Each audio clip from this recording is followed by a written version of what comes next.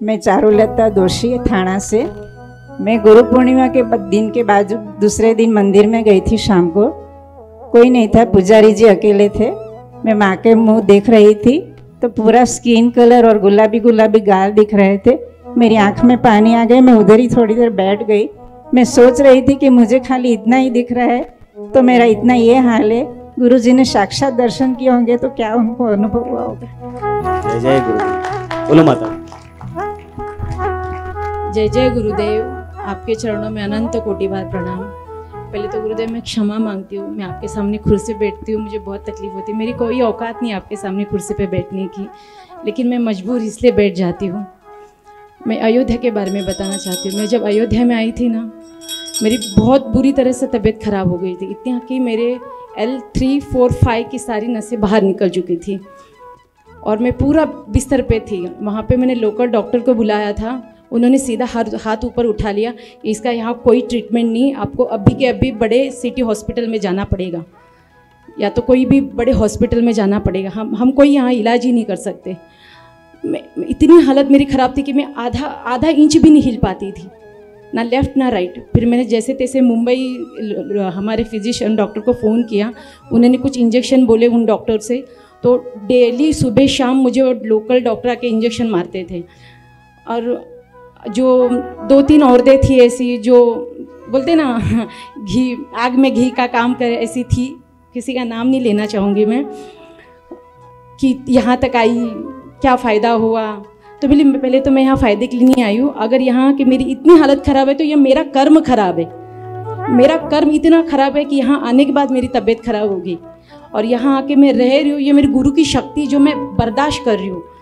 और डॉक्टर बोले माता जी ये पेन के लिए इंजेक्शन आप 2 दिन से ज़्यादा नहीं ले सकती। बोली भैया जो भी है जिम्मेदारी मैं लेती हूँ, मैं ये प्रोग्राम छोड़ के नहीं जाऊँगी। अगर मरना लिखा है तो गुरु चरण में मरूंगी, लेकिन ये प्रोग्राम छोड़ के मैं नहीं जाऊँगी। जो भी हो ये मेरा कर्म है। गुरु जी ने बोला था ना, जो बॉल आप फेंकोगे वही आपको मिलेगा। तो ये मेरा कुछ कर्म है, जो इतना गंदा कर्म है, जो यहाँ आने के बाद मेरी इतनी तबीयत खराब हुई थी। फिर जैसे तैसे बहुत मुश्किल से मैंने वो 8 दिन निकाले, और बच्चे का बिल्कुल मन नहीं था। बोलता मम्मा मुझे नहीं जाना है, मुझे गुरु जी के साथ रहना है, मुझे प्रोग्राम अटेंड करना है। अभी कुछ ऐसी इतनी पर्सनल बातें थी कि मेरा बोलना नहीं चाहती, लेकिन अनुभव इसलिए बता रही हूँ, क्षमा करो मुझे। मेरा बच्चा मुझे वहाँ नहलाता था, मेरा बच्चा मुझे वहाँ कपड़ा पहना था। मुझे इतनी तबीयत खराब हो गई थी। हर 2-2 घंटे में प्रोग्राम छोड़ के आता था। मम्मा तुझे पानी चाहिए, मम्मा तुझे उठना है, तुझे सुसु के लिए जाना है, क्षमा करो मुझे। फिर मैं जैसे ही प्रोग्राम ख़त्म हुए, हम लोग वहाँ से निकले, मुंबई उतरी, पूरा लगेज लेके सीधा एम्बुलेंस करके हॉस्पिटल गई, सीधा हॉस्पिटलाइज डायरेक्ट ICU में। और डॉक्टर बोला आप 8 दिन कैसे बर्दाश्त किए, कोई नॉर्मल चीज़ नहीं थी, आपने कैसे बर्दाश्त किया। बोलिए मेरी गुरु की कृपा है, मेरा कुछ कष्ट था, मेरा कर्म था जो कट गया।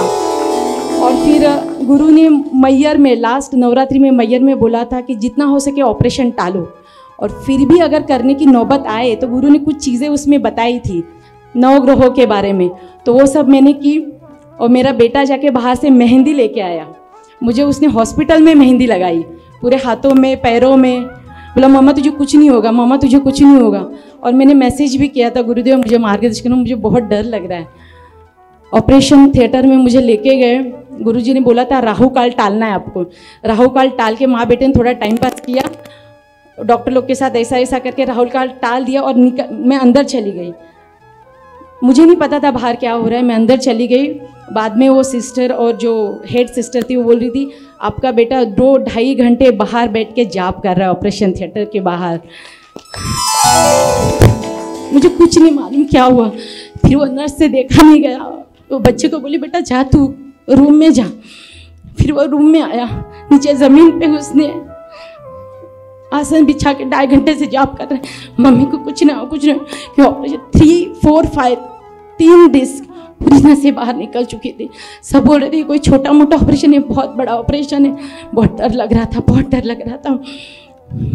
बाहर आई, बाहर आने के बाद भी जैसे माया, कभी ऐसा लगता है ये मेरा बच्चा नहीं है, ये शायद मेरा कोई पूर्वज है जो मुझे इतनी हिम्मत देता है। वो मुझे हिम्मत दे रहा है। फिर वहाँ से हम घर पे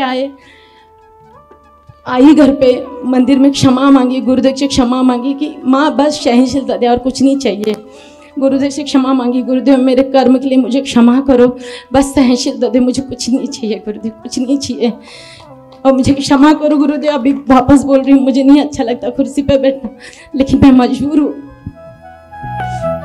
बस सहनशीलता चाहिए। 6 ही महीना हुआ है मेरे ऑपरेशन को, उसके बाद भी मैं 8-8 घंटा यहाँ पे बैठती हूँ। जय जय गुरुदेव, जय जय गुरुदेव। जय जय गुरुदेव। मैं नैना शर्मा हरियाणा बालाकंड से आई हूँ।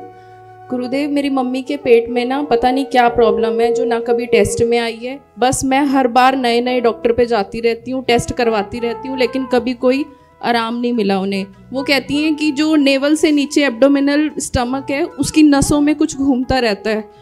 तो गुरुदेव मैं जब भी आप मंत्र साधना करवाते थे उनको यूट्यूब पे लगा कर दे देती थी, तो वो बहुत शिद्दत से आपकी सारी साधना करते थे। अब 90% ठीक हो चुकी हैं, बस 10% रह गया है और मैं अकेली आई हूँ और चाहती हूँ कि अगली बार अपनी मम्मी को लेके आऊँ। तो प्लीज़ आशीर्वाद दो गुरुदेव।